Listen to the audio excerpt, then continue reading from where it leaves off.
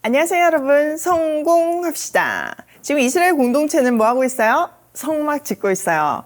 이들이 하나님의 말씀대로 살지 않아가지고 엄청 된통 혼을 났잖아요. 그러니까 지금은 너무 잘하고 싶은 마음이 있어요. 하나님하고 한번 관계가 깨져서 그 대가를 엄청나게 치렀기 때문에 다시는 그런 어려움을 겪고 싶지 않았던 거죠. 그래서 주신 말씀대로 성막을 짓고 있는데 얼마나 열심히 연구했겠어요. 그 주신 말씀대로 지금 비주얼적으로 구현해내고 있는 중이잖아요. 이걸 보면서 하나님이 우리를 디자인하셨잖아요. 그 디자인대로 산다는 것이 얼마나 복된 것인가, 얼마나 완벽하고 아름다운 것인가, 이런 생각을 하게 됐어요. 여러분이 어떤 존재이고 어떻게 살아야 되는지 오늘 본문을 통해서 한번 확인해 보시면 좋겠어요. 자, 오늘 살펴볼 내용은 등잔대와 분향단이거든요. 먼저 등잔대부터 볼게요. 17절, 그는 순금을 두들겨서 등잔대를 만들었으며 등잔대의 밑받침과 줄기와 등잔대와 꽃받침과 꽃을 하나로 있게 하였다. 등잔대의 줄기 양쪽에서 격가지 6개가 나오게 하였는데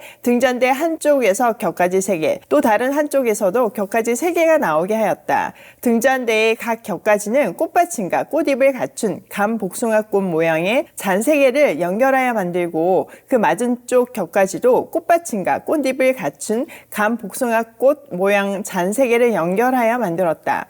등잔대의 줄기에서 나온 격가지 6개를 모두 이와 같이 하였다. 등잔대 줄기는 꽃받침과 꽃잎을 갖춘 감복숭아꽃 모양 잔 4개를 쌓아놓은 모양으로 만들었다. 먼저 이까지 보면요. 자, 등잔대의 세부적인 구조와 어떻게 연결되고 어떤 모양으로 되어 있는지 아주 자세하게 설명하고 있어요.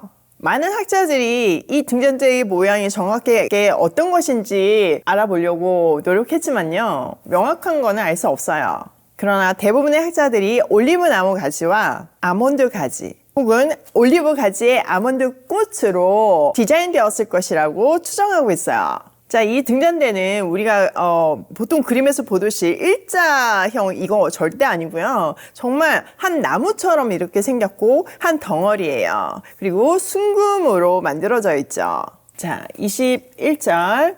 그리고 등잔대의 맨 위에 있는 좌우 두 격가지가 줄기에서 뻗어 나올 때에는 밑에서 세 번째 놓인 꽃받침에서 뻗어 나오게 하고 그 아래에 있는 좌우 두 격가지가 줄기에서 뻗어 나올 때에는 밑에서 두 번째 놓인 꽃받침에서 뻗어 나오게 하고 그리고 맨 아래에 있는 좌우 두 격가지가 줄기에서 뻗어 나올 때에는 맨 아래에 놓인 꽃받침에서 뻗어 나오게 하여 격가지 6개가 줄기와 연결되어 한 덩어리가 되게 하였다. 이렇게 등잔대의 줄기에서 좌우로 격가지가 나오게 하였다. 등잔대 줄기의 꽃받침에 연결된 격가지들은 모두 순금을 두들겨 만들어서 전체를 하나로 있게 하였다. 등잔 7개와 등잔불 집게와 불똥 그릇을 순금으로 만들었는데 등잔대와 이 모든 기구를 순금 1달란트를 들여서 만들었다. 자, 등잔대의 구조와 그것이 어떻게 작동하는지에 대해서 자세히 설명이 되어 있어요.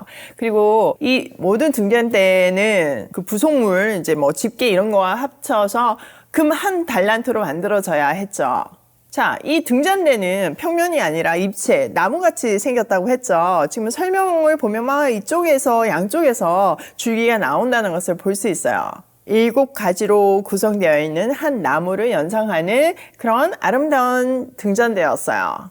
어떤 학자들은요, 이 등잔대가 에덴 동산의 생명나무를 상징한다고 말하기도 해요. 확실한 것은 이 등잔대는 성막 안의 유일한 빛이었어요. 자, 빛으로 오신 누구? 예수님이 떠오르죠. 예수님을 예표하고 있는 등잔대이고 또 이 등잔대의 위치가 떡상 맞은편에 있어요. 그러니까 이 등잔대가 떡상을 비추고 있거든요. 떡, 생명의 떡으로 오신 예수님. 그러니까 이 예수님을 깨달으려면 또 말씀이 육신이 되어서 오신 그 예수님을 깨달으려면 우리가 뭐가 필요하죠? 네, 성령의 조명하심이 필요해요. 그래서 이 등잔대는 성령의 조명하심으로 해석할 수도 있어요. 또한 이 빛은 결국 하나님의 피조물이잖아요. 그러니 하나님께서 항상 주의 백성을 빛으로 보살피신다는 상징성도 가지고 있죠.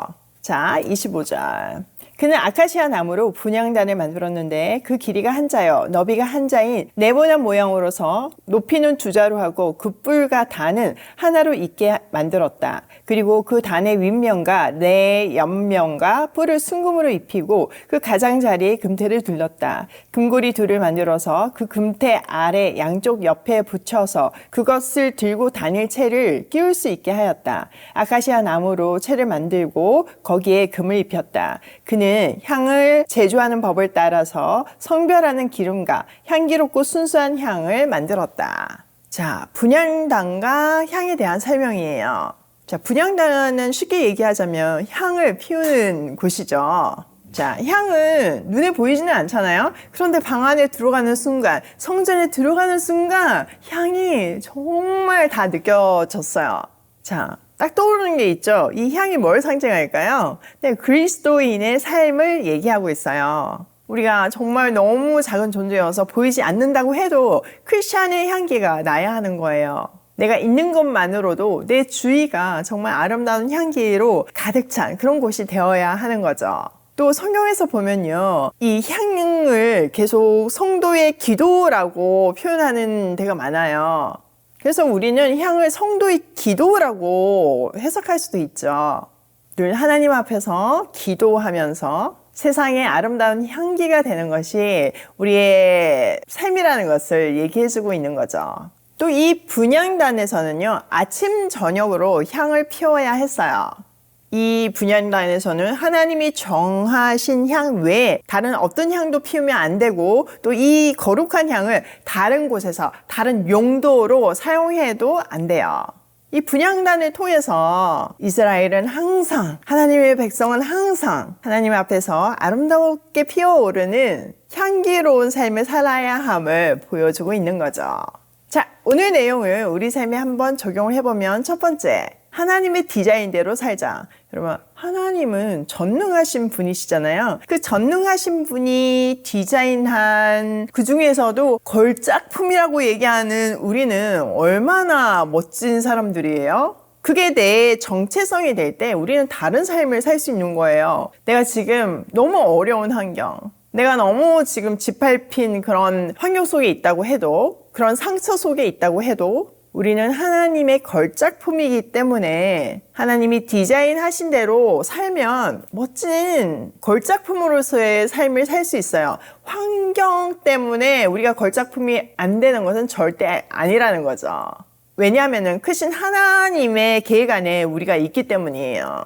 중요한 것은 그 정체성을 분명히 하며, 자, 이 걸작품이 만들어지기 위해 이 등잔대나 향이나 다 걸작품이잖아요. 성소 안에 있는 게 다 걸작품인데 이 걸작품이 어떻게 만들어지나요? 말씀대로 그대로 재현할 때 되는 거거든요. 그러니까 우리가 우리의 어떠함에도 불구하고 말씀대로 살면 하나님의 걸작품이 되는 거예요. 꼭 기억하세요. 두 번째, 말씀과 기도로 호흡하는 삶을 살자. 아침 저녁으로 분향을 해야 했어요.